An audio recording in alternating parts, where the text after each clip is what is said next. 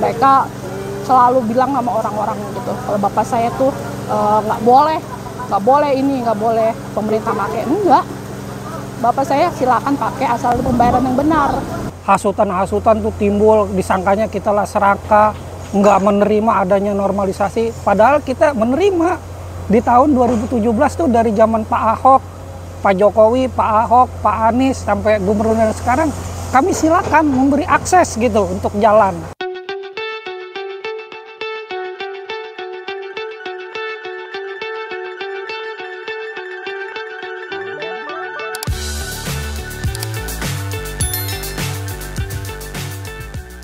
Assalamualaikum Sobat Jelajah Jakarta. Inilah permukiman warga di pinggir Sungai Ciliwung, Kelurahan Cililitan, Jakarta Timur yang belum dinormalisasi.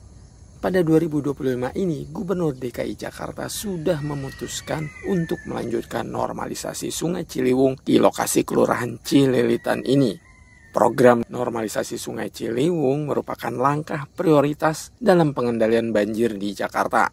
Dalam menjalankan normalisasi ini, Pemprov DKI Jakarta bersinergi dengan Kementerian PU, di mana Pemprov bertanggung jawab atas pembebasan lahan dan Kementerian PU melaksanakan pembangunan fisik normalisasi sungai. Saat ingin melanjutkan normalisasi di Kelurahan Cililitan ini, ada fakta menarik yang Jelajah Jakarta dapatkan. Fakta apakah itu?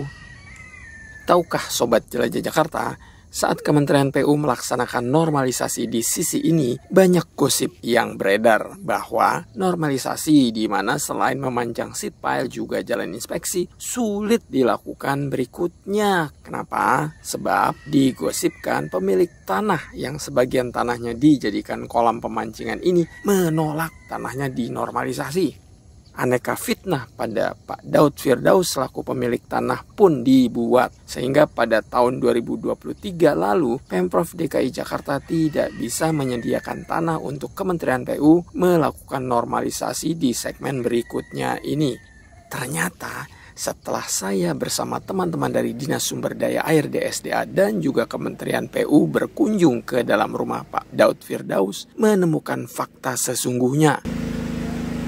Menurut Bang Jafar dan Po Atun, seluruh keluarga sebenarnya tidak masalah jika tanah bapaknya digunakan pemerintah untuk normalisasi, asal ada pergantian. Ceritanya begini Pak, dari tahun 2017 itu keluarga dengan pihak kelurahan itu menerima dengan adanya normalisasi.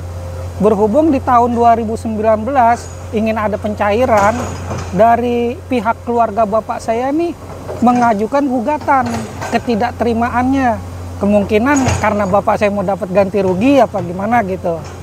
Nah, setelah mulai proyek yang di sebelah berlangsung dan kami pun nggak menghalangi gitu. Persepsi orang tuh katanya bapak saya nggak boleh nih ada orang ngegusur. Sebenarnya nggak kayak gitu. Sebenarnya sih kita emang udah musyawarah sama anak-anak bapak semuanya kalau untuk lahan ini untuk dipakai sama pemerintah. Ya udah, kalau emang pemerintah mau pakai, kita mah silakan aja, asal ada pembayaran yang benar. Udah, bukan masalah pemerintah nggak boleh nerobos ini, nggak bisa. Ya kalau kagak ada pembayaran, kita mau bangun pakai apa lagi Pak? Ya kan? Sobat Jelajah Jakarta, menurut Bang Jafar, sebetulnya jika Pak Daud mendapatkan uang ganti untung dari pemerintah, mereka tidak masalah kok akan memberi kepada saudara-saudaranya. Ya namanya juga saudara. Itikat baik untuk merelakan tanah digunakan normalisasi sudah ada sejak zaman Pak Ahok, Pak Jokowi sampai Pak Anies. Namun hasutan-hasutan silih berganti ditunjukkan kepada Pak Daud dan keluarga, sehingga lokasi pemancingan ini dianggap susah untuk digusur. Hal ini dijelaskan oleh Bang Jafar. Karena ada mediasi dari pihak keluarga ingin meminta juga, dan kami pun akan mengeluarkan gitu Pak. Kita ingin mengeluarkan, ya namanya saudara kita harus ngeluarin juga gitu. Nggak mungkin uang itu kita pakai sendiri. Jadi kita keluarin tuh seadanya gitu, dari habis sesuai pembangunan awal lagi gitu Pak.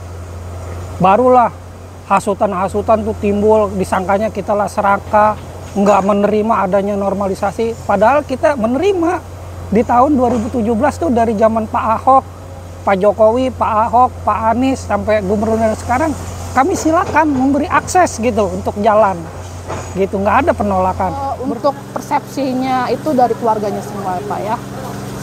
Mereka selalu bilang sama orang-orang gitu, kalau bapak saya tuh nggak boleh ini, nggak boleh pemerintah pakai. Enggak, bapak saya silakan pakai asal ada pembayaran yang benar. Nah, kita sudah sepakat kok dari dulu, nggak usah ribut-ribut lah. Ya namanya kita sama-sama enak, pemerintah mau benerin kali ya kan. Ini juga untuk semuanya, buat kebaikan warga juga kan Pak ya.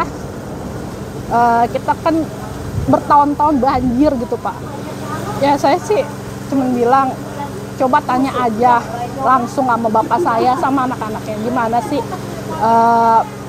bilang kalau bapak saya itu nggak boleh ngebebasin ya untuk ini ya, untuk program pemerintah.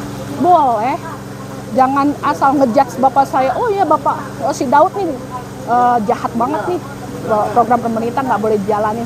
Nggak begitu, kita tuh ngejalanin apa yang emangnya pemerintah lakuin, ya kan?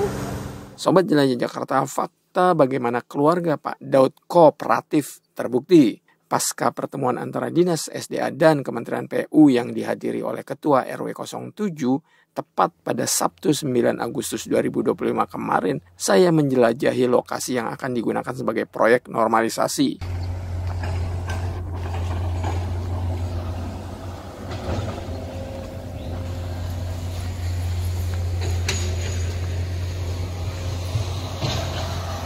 Batas antara lokasi pemancingan dengan tepi Sungai Ciliwung yang dibangun dengan tiang beton serta kumpulan ban bekas sudah dijebol oleh ekskavator.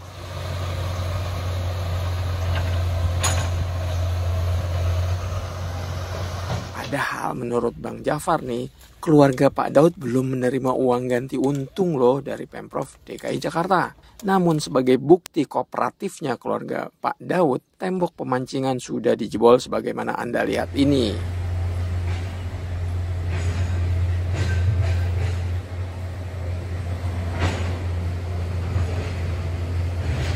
Hanya memang ada kesepakatan yang sangat adil dari pengembang yang akan menjalankan proyek normalisasi ini. Sebagai pengelola kolam pemancingan, Bang Jafar masih bisa menjalankan bisnis pemancingan ikan ini sebelum tanah kolam sebesar 351 meter ini digusur.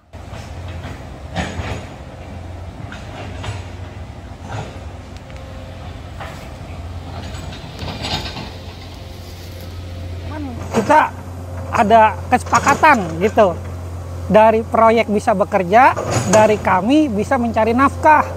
Berhubung dari pengelola ini yang mau ngebangun mengasih keadilannya gitu, biar saya bisa kerja buat orang tua dan pengembang juga bisa bekerja gitu Pak, sesuai utusan dari pemerintah gitu. Sobat Jelajah Jakarta, jalan tengah yang sudah disepakati antara pihak kontraktor dan keluarga Pak Daud tentu luar biasa sekali, bukan? Apa yang dilakukan Pemprov DKI Jakarta dan Kementerian PU dalam kasus ini patut dijadikan contoh positif. Bukan asal gusur yang bisa bikin sakit hati warga, ya nggak?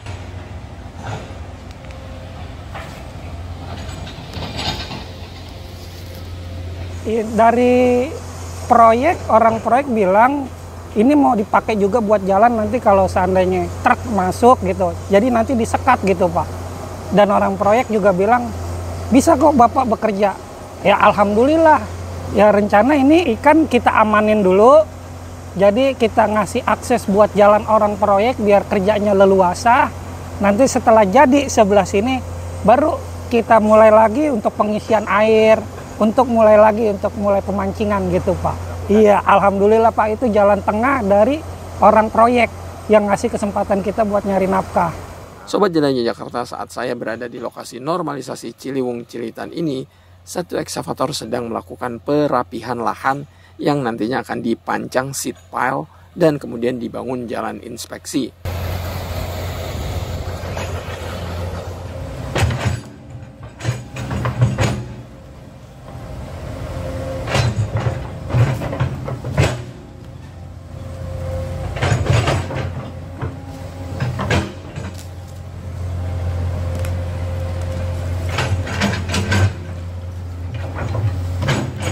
Sampai di sini dulu episode Jelajah Jakarta hari ini ya.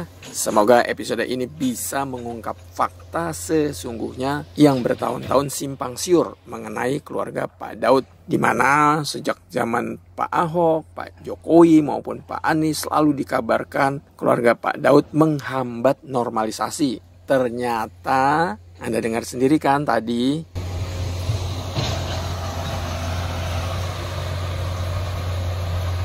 Jelajah Jakarta akan terus mengupdate proyek normalisasi kolaborasi antara Pemprov DKI Jakarta, dalam hal ini Dinas SDA dengan Kementerian PU ini. Jadi pastikan Anda pantengin terus Jelajah Jakarta ya. Sampai jumpa di episode selanjutnya. Salam persatuan. Wassalamualaikum warahmatullahi wabarakatuh.